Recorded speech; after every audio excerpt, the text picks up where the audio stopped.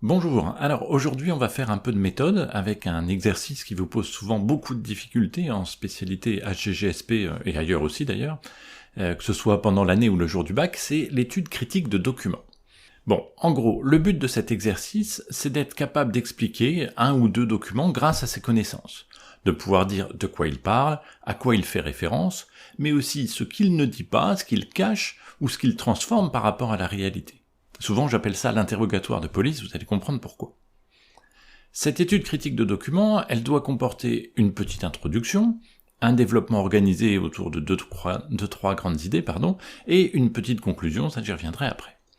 Alors c'est bien simple, il y a deux défauts que l'on retrouve systématiquement dans ce type d'exercice. Soit vous avez tendance à reprendre le texte en le citant, ou même sans le citer, mais en redisant la même chose avec des mots différents, et sans apporter de connaissances supplémentaires, c'est la fameuse paraphrase, et c'est pas bon. Soit vous sortez toutes les connaissances que vous avez sur le sujet, sans jamais utiliser le texte ou le citer, et dans ces cas-là, vous faites une dissertation, pas une étude critique de documents, et du coup c'est pas bon non plus. Donc ce sont ces deux écueils que vous allez devoir éviter, et pour ça je vais vous donner quelques conseils. Alors, dites-vous bien que lorsque vous vous retrouvez face à un texte ou un document à expliquer, vous êtes vraiment comme un enquêteur de police face à un témoin.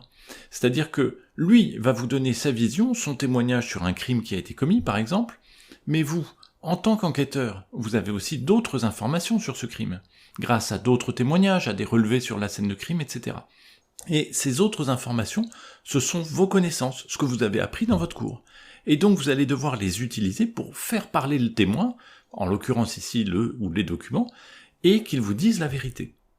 Alors, vous allez devoir, pour commencer, présenter le document, de préférence dans votre introduction. Je reprends l'exemple de l'enquête de police. Si vous présentez le témoin à votre chef, vous allez lui dire qui il est, son âge, son métier, ce qu'il faisait au moment du crime, ses liens éventuels avec la victime, etc. Eh bien, pour votre document, c'est pareil. Vous devez dire qui est l'auteur, sa fonction, ce que vous savez de lui, mais aussi quel lien il a avec le sujet, ou avec la consigne qui vous a été donnée. Bref, vous devez le présenter. Imaginons par exemple que vous ayez à étudier un texte d'Emmanuel Macron à propos des interventions militaires françaises en Afrique. Eh bien ce texte, il n'a pas la même valeur s'il date de 2010 ou de 2017. Dans le premier cas, l'auteur du texte est encore banquier d'affaires chez Rothschild, dans l'autre cas, il est président de la République française. Et c'est pareil pour la nature du document.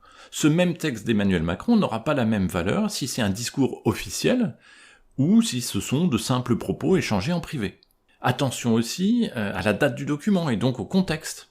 Toujours à propos des interventions militaires françaises en Afrique, le texte n'a pas la même valeur s'il date de 2013 quand l'armée française intervient au Mali à la demande des Maliens, ou de 2022 quand au contraire bon nombre de gouvernements africains demandent le départ des troupes françaises de leur sol.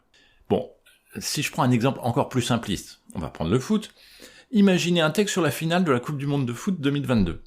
Eh bien ce texte, il n'aura pas la même signification selon qu'il est rédigé par Messi ou par Mbappé, et s'il est rédigé à la 60e ou à la 118e minute. Voilà, là les connaisseurs comprendront. Alors, après avoir présenté ce document par rapport au sujet posé, vous allez devoir le faire parler, c'est-à-dire que vous allez devoir relever dans le document toutes les informations qui vous sont données, mais aussi celles qui manquent ou qui vous sont cachées. Je reviens toujours à mon exemple d'enquête de police. Votre témoin va vous donner sa version des faits, mais ne va pas tout vous dire. Soit parce qu'il ne sait pas ce qui s'est passé, soit parce qu'il ne veut pas vous le dire, soit parce qu'il a intérêt à se donner plus ou moins d'importance qu'il n'en a eu, etc. Eh bien, encore une fois, c'est pareil pour votre document. Et c'est là que vos connaissances entrent en jeu. C'est grâce à elles, grâce à ce que vous avez appris en cours, que vous allez pouvoir dire au document « Là, mon gars, tu dis pas la réalité. Je sais grâce à mon cours que ça ne s'est pas passé exactement comme ça. » Par exemple, si vous avez un document datant de février ou mars 2020, dans lequel un ministre explique que porter un masque est inutile pour les citoyens français non soignants, eh bien vous savez, avec vos connaissances, et vous pouvez compléter, en expliquant que la France ne dispose pas à ce moment-là de stock de masques suffisant pour tout le monde, et donc que cette recommandation, elle cherche plus à préserver les stocks pour les soignants, plutôt qu'elle ne se base sur une réalité scientifique. Et toute la réussite de votre étude critique de documents, elle porte là-dessus. Être capable d'apporter des explications, apporter une plus-value au texte. En fait, quand vous relisez votre copie, ouais, je sais, vous la relisez rarement, mais essayez de penser à relire votre copie, et essayez de vous demander Qu'est-ce que j'ai apporté en plus? Si vous ne trouvez pas, c'est que vous n'avez fait que de la paraphrase. Alors attention, souvenez-vous quand même du deuxième écueil. Il ne faut pas non plus que vous recrachiez toutes vos connaissances en bloc sans réfléchir. Vous ne devez utiliser que celles qui ont un lien avec le document et le sujet. Et ça, c'est souvent le plus dur pour vous, parce que vous estimez que vous avez appris quelque chose et il faut le réutiliser. Vous n'avez pas appris quelque chose pour rien quand même. Et c'est là que vous allez devoir accepter l'idée que vous ne vous servirez pas forcément de tout ce que vous avez appris. Je prends un autre exemple. Vous avez un document, on va prendre le patrimoine cette fois, vous avez un document sur l'UNESCO et le sauvetage du temple d'Abou Simbel. Eh bien, a priori, il n'y a pas de raison que vous parliez des tensions entre la Grèce et le Royaume-Uni au sujet des marbres du Parthénon. Même si vous connaissez ça sur le bout des doigts parce que vous l'avez appris. Parce que si je reprends toujours l'exemple de notre enquêteur, imaginez qu'il fasse un compte-rendu de l'audition du témoin du crime à son chef, en lui racontant ce qu'a dit le témoin, mais aussi toutes les histoires de crimes qu'il connaît, sous prétexte qu'il y a le mot crime et que donc ça doit avoir un lien, et puis de toute manière il connaît toutes ces histoires, il faut bien qu'il en parle, et puis son chef il se débrouillera avec tout ça.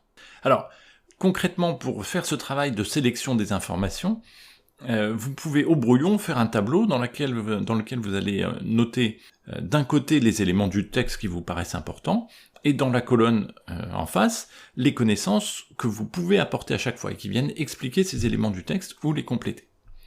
Une fois ce travail fait, vous essayez de voir comment vous pouvez regrouper toutes ces informations en 2 ou 3 grandes parties qui répondraient au sujet posé. Et ça fera votre développement. Et puis pour finir, vous allez conclure en reprenant brièvement votre réponse au sujet, et en montrant l'intérêt du document étudié par rapport à ce sujet. Est-ce que le document est un témoignage au plus près de l'action, ou au contraire il montre des conséquences plus lointaines? Est-ce que, c'est un acteur de premier plan, ou au contraire un inconnu? Bref, qu'est-ce que ce document a d'intéressant? Et ne dites pas qu'il est intéressant juste pour faire plaisir au correcteur, essayez de trouver un réel intérêt. Et puis bien sûr, vous penserez aussi à faire une petite ouverture à la fin de votre conclusion, c'est-à-dire à essayer de voir si ce sujet soulève d'autres questions, ou a des répercussions sur d'autres périodes. Bon, de ce point de vue-là, vous pouvez aller voir aussi les autres vidéos sur la méthode de la dissertation. Voilà, j'espère que cette petite vidéo vous aidera, et vous donnera quelques clés pour cet exercice difficile de l'étude critique de documents en HGGSP. À bientôt!